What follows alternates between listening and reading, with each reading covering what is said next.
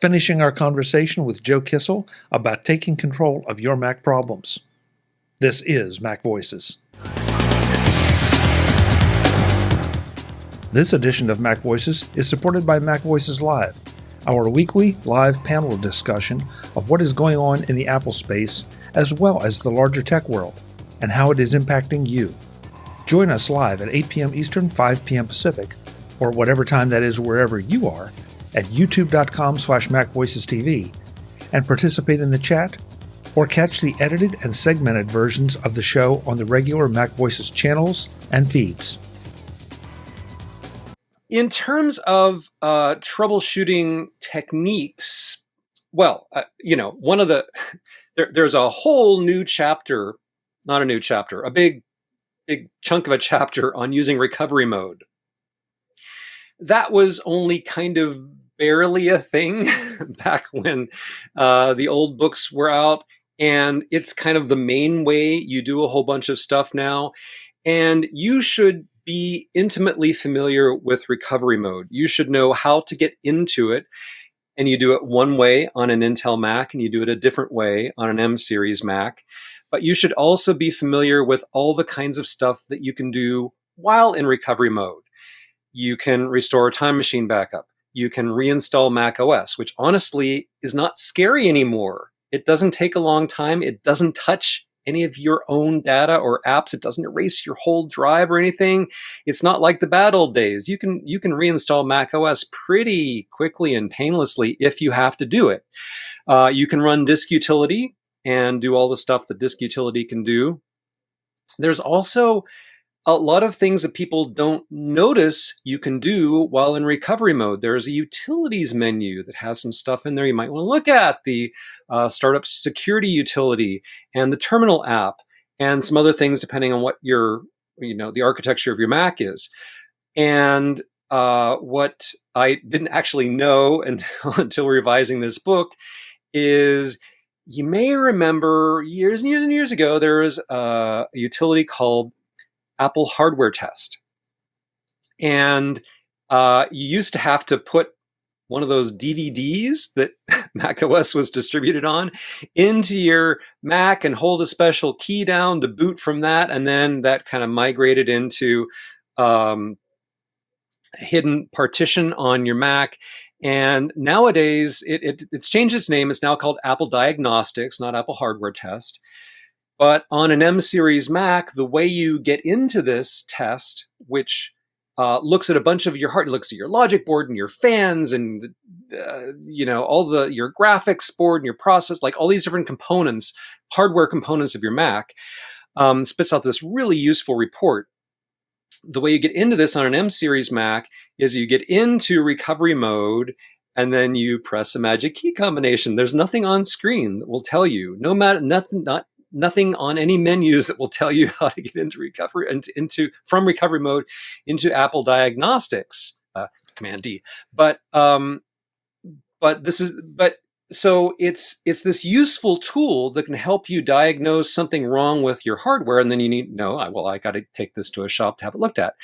That for unknown reasons, Apple has kind of hidden, and so knowing what all you can do in recovery mode and how to get into it is a super important troubleshooting technique.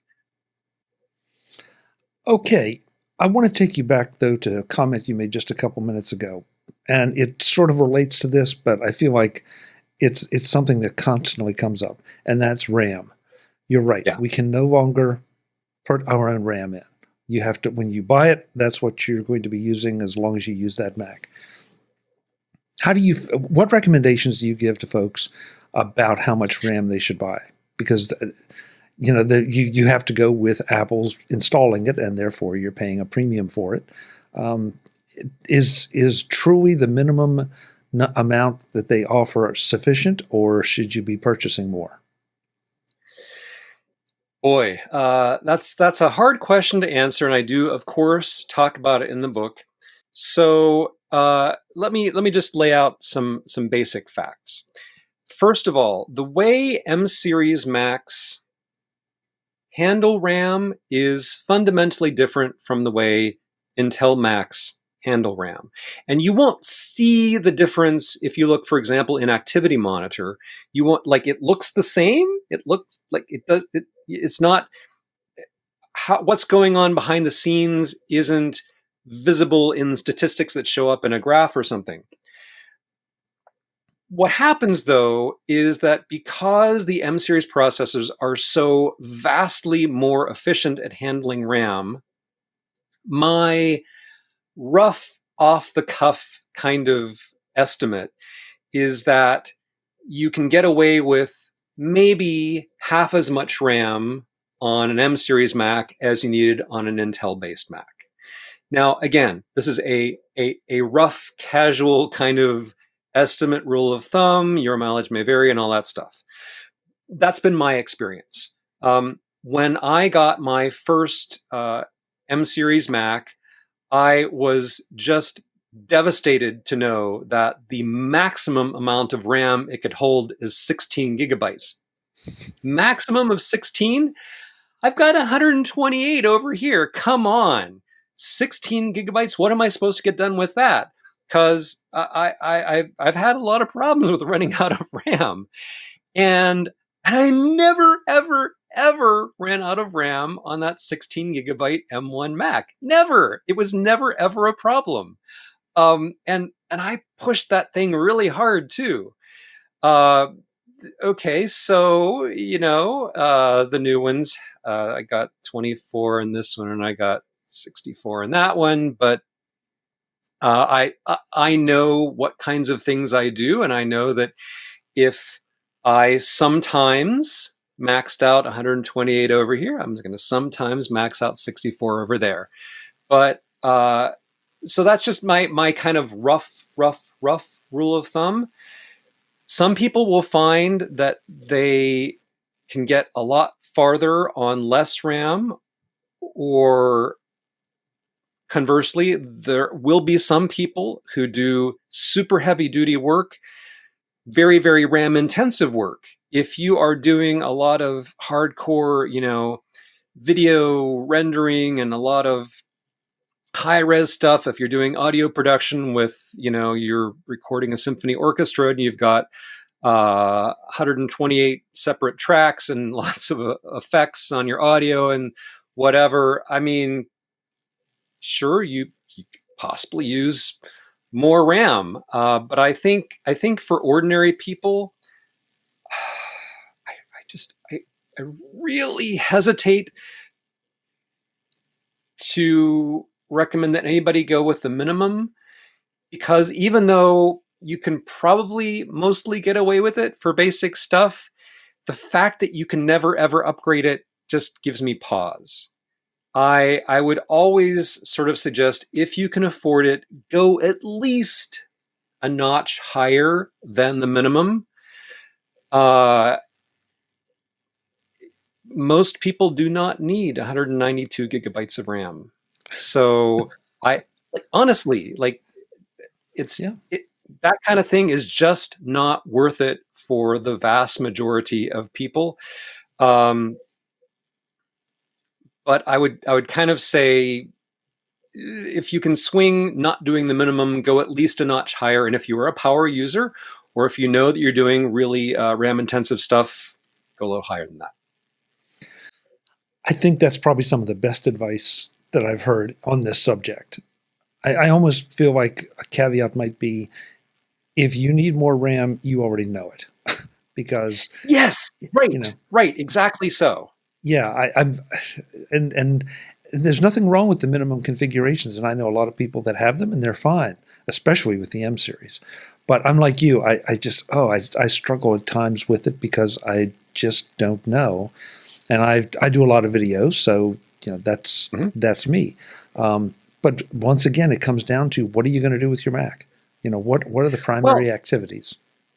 Yeah, and you also have to think about your budget.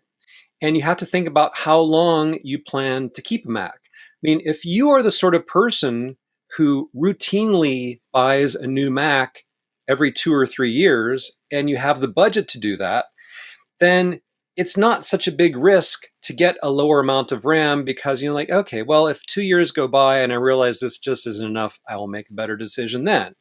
If you buy a Mac intending to keep it for 10 years or longer, either because you just want to squeeze as much life out of it as you can, or because it's going to take you 10 years to save up to buy your next new Mac, then it would be wiser to get a more powerful one, not only in terms of RAM, but also in terms of the amount of storage, disk space, SSD space, than you otherwise would. Okay, so this is the part of the interview where I ask you, what haven't I asked you that you want to talk about, or that folks should know about this book? Because I know I hit the things that I think. Uh-oh, here we go. Dude, we have only covered the first third of the book. we haven't even gotten to the interesting stuff. Okay, we'll go for it. So what do I need to ask? Tell me about this. The other, the rest of the book. You're going to need to have your Apple Watch Ultra 2, because we're going to use that much time. Yeah, I got this because I'm running out of time and I need as much time as I possibly can have. That's how it works, right? So the basic structure of the book is, all right, we're going to learn the preventive stuff. We're going to learn the techniques. Then I'm going to take you through 25 common problems that have occurred for me, problems I've encountered, problems that very, very many people encounter very often. I'm just going to say, okay, if this happens to you, this is what you do. Now, I can't always guarantee that the thing I tell you is going to solve the problem, because sometimes problems have really complex solutions. Sometimes I'm going to say, okay, first try this. That doesn't work, then try this. That doesn't work, then try this. That kind of thing happens a lot in this book because, again, problems could have multiple causes. But I take you through 25 things that I feel like there's, if not a definite solution to, there is at least a straightforward path to get to a solution. There's like a reasonable, logical series of things that you should try. And if you try all of those things and they still don't work, then sorry, it's Apple genius time. Because we're going to all get there sooner or later. There are some problems that you really can't solve just by putting together these common techniques. So there's this whole huge chapter of 25 common problems and how you go about solving or coming close to a solution to those. And those are things like, an app crashes, or I restart and my, the computer stalls in the process of restarting, or printing doesn't work, or a web page doesn't load, or files are mysteriously missing. There's a whole lot of these things. Okay. So we go through those and okay, this is just the easy part. This is prepackaged stuff. But then you're going to get to a point, as I personally get to on maybe a weekly basis, where I encounter some brand new problem that I have never seen before. I'm like, oh, well, crap. This is this is weird. I've written the book. I have no idea why this happened. I have no idea what's going on. So it's a novel problem. What do I do here? And what do you do? So this is really, I think, the most important chapter, which is kind of a peek into my brain. What is the algorithm that a Mac expert uses to try to diagnose and solve brand new problems that they've never encountered before? Maybe it was some bug in the version of macOS that was just released last week, and I need a solution to this. Maybe there's a bug in some app. Maybe there was some previously unknown hardware defect. I don't know, some weird thing has gone wrong. What do I do about it? And so I walk you kind of through that. And it's well, okay, there's some things that you could just throw at it just to try because it doesn't hurt and you never know. I mean, you could just try restarting your Mac. That solves a lot of weird random problems. Takes 2 minutes and causes no harm, and maybe. So there are a whole bunch of let's just try kind of some of the standard fixes just to see, because they're quick and easy. And if none of those things gets you any closer, then you have to start thinking like a technician. Okay, well, let's look at this scientifically. And what kinds of data should I gather? Like, did I make any changes recently? Did I recently install or upgrade something or switch something? Did I start, did I attach a peripheral? Did I start doing anything in a different way? Okay, I have an answer to that question. What about looking at logs? Mac OS creates a lot of log files. Apps create a lot of log files. And a lot of the stuff in the log files is just going to be gibberish. Okay, not going to necessarily know what it means. But I tell you how to sort of do enough of the decoding to get at least a little hint. A little hint that you say, okay, well, I see a lot of messages about this, and I don't really understand what this means, but now I have a little phrase that I'm going to copy and I'm going to paste into my web browser and see if there are any, reports from other users about this strange thing. So I talk about where, once you've gathered all the right pieces of information, do a little science, then what do you do with that information? Where do you look for help? How do you do a web search, keeping in mind that a lot of the troubleshooting advice you read on web pages is bad and wrong. And this was true even before it was all AI generated. Now it's even worse. Okay. So I want to be clear about, like, just because I typed something into my favorite web browser and I got a page purporting to have a solution to my problem does not mean it's the truth. It might be very, very, very false. So you have to be somewhat discerning as to where you go and how much faith you put in these answers. I have personally asked troubleshooting questions of large language models and gotten back very wrong answers. Like I would ask a question that I know the answer to, and ChatGPT or whatever would say, "Oh, you just do this." I'm like, "No, you don't do that. You absolutely should not do that." So I just I know rah AI and all that, but come on, we don't want to make a problem worse. And everybody should know by now that AIs love to hallucinate. They love to give you very confident, clear, wrong answers. So I would put limited faith in them for solving problems, but there are other sources that are not AIs. And if even that doesn't work, and I'm yada yadaing a lot of things in this what if you encounter a novel problem situation. I talk about various paths you could go to for more help. Could be, do you have a Mac that's still under warranty or still under Apple Care Plus, which everybody should definitely get? That's great because you can call Apple and talk to somebody for free and get a solution to your problem straight from Apple. What could be better, right? If your Mac has a hardware problem and it's under warranty or it's under Apple Care Plus, then you take it to an Apple store, you send it in the mail, and you get the thing fixed for free or a nominal fee, depending on the nature of the problem.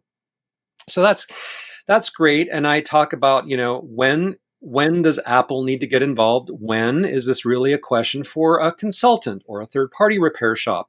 When is it the sort of thing that you post a thing on Apple's community, discussion forums and just see what random people from the general public have to say? So there are many different paths you can go to try to seek out a solution. And I kind of lay all those out for you and talk about the pros and cons and, what point do you do what and that kind of thing.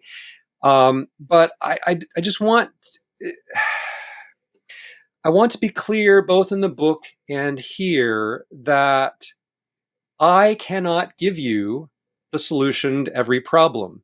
There will be, for all I know, tomorrow my Mac is going to do something weird that I've never seen before, and I'm going to go, man, I don't know. I restarted. I did this thing. I did this thing. I did this thing. Yeah, the problem's still there. I looked online. That wasn't helpful. You know what? There's an Apple authorized repair center, literally a 10-minute walk from my house. I'm going to take my Mac and walk over there and say, fix this for me, please. So, sometimes it just comes to that. In my mind, what you just talked about is worth the price of the book and more, because you're not just solving particular problems, you're also teaching me how to think like a technician. And that is something that's going to serve you well for this problem, for any problems you have in the future, for the problems that your family inevitably calls you to help you fix. That is super, super valuable. And I think pretty much anyone listening to this show probably has enough interest in thinking like a technician to want to learn from someone who is an expert in the field. So, very nice. Well, I really hope so, because I would love for every one of your listeners to give me $14.99 in exchange for this book that I spent a really, really, really long time working on. And I think, like, this is what I do, right? These are the steps that I follow when I encounter problems, and these techniques have been very helpful to me, and I think they'll be helpful for you too. And of course, for people that had any of the ancestor books, for people that had Take Control of Maintaining or Troubleshooting or Speeding Up Your Mac, by the time this airs, they will have received email from me about a special generous discount on the new book that they're entitled to. Of course, you can also go to takecontrolbooks.com, where you can buy the new book, or log into your account and go to the library and see, what kinds of discounts are available to you. I do want to be as generous as I reasonably can be, but this was a big book with tons and tons of new material, and I think it's worth the dollars. And I think it's probably fair to say that even if you purchase this book at full retail, it's probably still going to be massively cheaper than taking it to some place that's going to charge you by the hour to fix your machine, because they just aren't cheap. For absolute sure. And even if the question is, well, do I buy this book for $15, or do I take my Mac to an Apple store and have somebody look at it for free? Even there, I would say, okay, well, time is money. And, the time spent without your Mac and the time spent, taking it there and retrieving it and so forth, that's got to be worth something. And I should also say this, like, Apple can solve a lot of problems, but if the problem that your Mac is having doesn't have to do with Apple software or hardware, Apple can't solve it. Okay, so if you installed some third-party software on your Mac and that's the thing that is making it misbehave, Apple can't really do anything other than, like, uninstall it. But I need that thing. Well, okay, well, you want to go to the right place to get the solution. And this is, I should mention this too. Like, this is one of the things I say. I can't tell you how many times somebody has posted on a discussion forum, or they've sent me email personally to say, well, I'm having a problem with app XYZ. And I'm like, well, did you contact the developer of app XYZ? Like, wouldn't that be the first place you go, instead of just asking a general question on Mastodon or Twitter or Facebook or some discussion forum, whatever, instead of just like saying, well, I have this problem, universe, help me. Like, wouldn't it make more sense to first go to the person or company that created the thing that you're having a problem with, because they're in a much better position to know the solution than just random people out there? For some reason, a lot of people seem to have a mental block about doing that, but really, you should do that, right? Okay, so if you're having a problem with an app, you go to the developer that made that app. If you're having a problem with a piece of hardware, you go to the developer that made that hardware. And whether that developer happens to be Apple or somebody else, they will almost all the time be much more successful in solving that problem than anybody else. Now, okay, yeah, if it's like an app that's out of date, the developer has disappeared, or you do try that and they don't have the solution, or they're not responsive, okay, then fine. Then you can ask for more general advice. But honestly, like ask the question of the right person. Seems obvious, but you're right. It for some reason it doesn't seem as so obvious to a lot of people. Joe, thank you. I'm looking forward to getting my hands on the book because I feel like it will help me just that much farther on my learning. But also, happily at the moment, I shouldn't say this because they're all sitting around me and they hear me. I'm not having any issues, so I hope I don't have any issues. But if I do, at least I'll know where to go.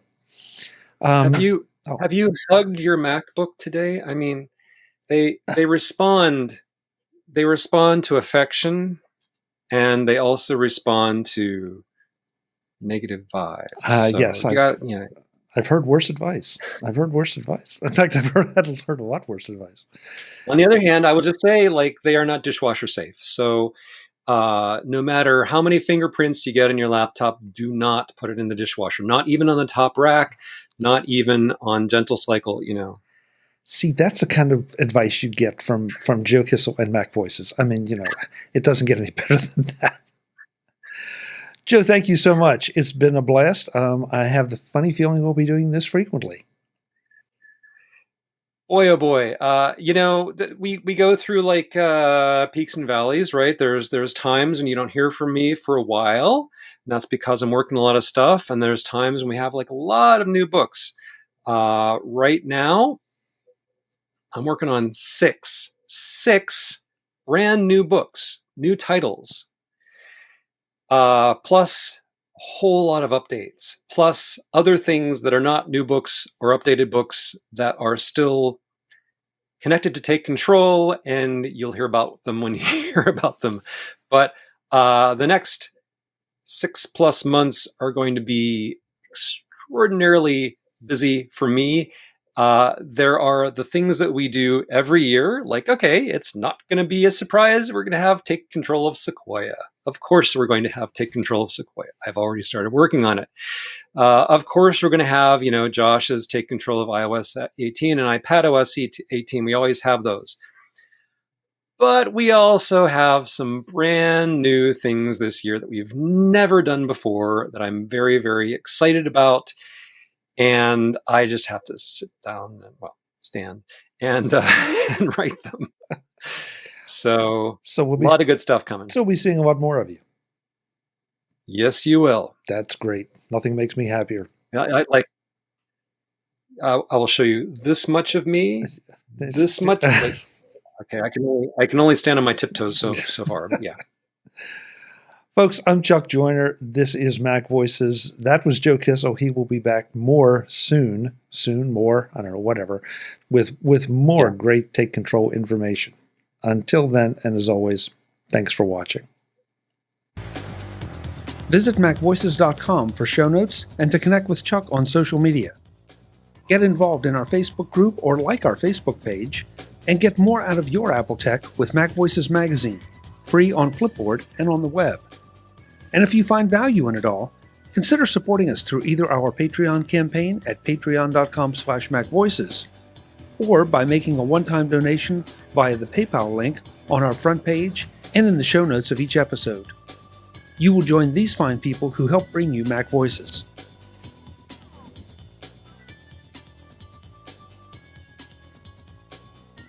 Advertising handled by Backbeat Media at backbeatmedia.com. Bandwidth provided by CacheFly at cachefly.com.